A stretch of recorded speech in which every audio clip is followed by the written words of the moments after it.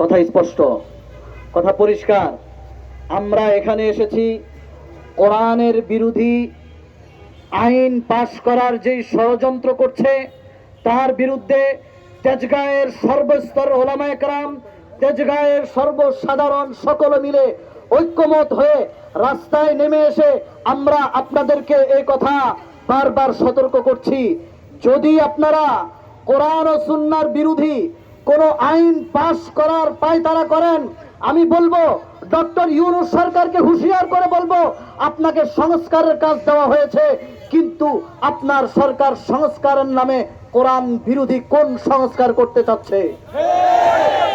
আমি আবারও বলছি, স্পষ্ট করে বলছি, আল্লাহর কসম করে বলছি, আল্লাহর জমিনের মধ্যে যদি আল্লাহ তাআলার কোরআনের বিরোধী কোনো আইন প্রণয়নের চেষ্টা করা হয়, আপনি যত বড় খেলোয়াড় হন, সারা বিশ্বে আপনার যত শক্তি থাকুক, সারা বিশ্বে আপনার যত পরিচিত থাকুক, বাংলার মুসলিম এক মুহূর্তের জন্য আপনাকে সেই সুযোগটা দেবে না।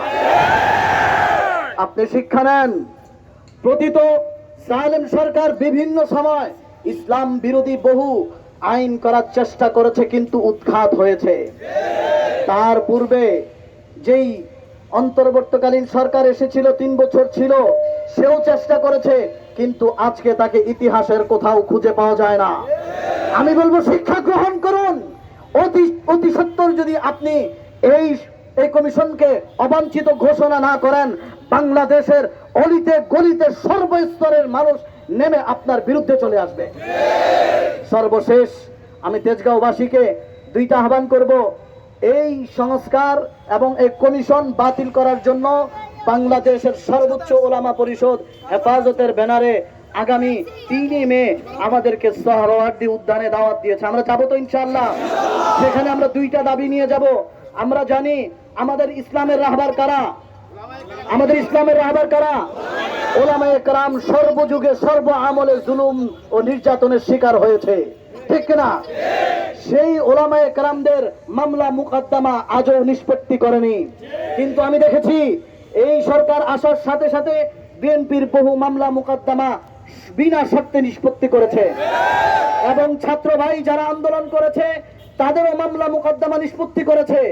তাহলে কেন হেফাজতে ইসলামের এই দেশে ওলামায়ে কেরাম জুলুম নির্যাতনের শিকার হয়ে মিথ্যা মামলায় কারারুদ্ধ হয়েছে, তাদের মামলা মুকদ্দমা কেন নিষ্পত্তি করা হচ্ছে না?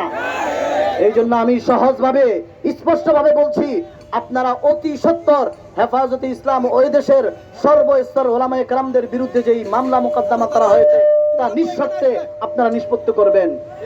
এই মামলা মুকদ্দমা নিষ্পত্তি করা এবং এই কোরআন বিরোধী আইনের বিরুদ্ধে ওলামায়ে কেরাম সোচ্চার হবেন।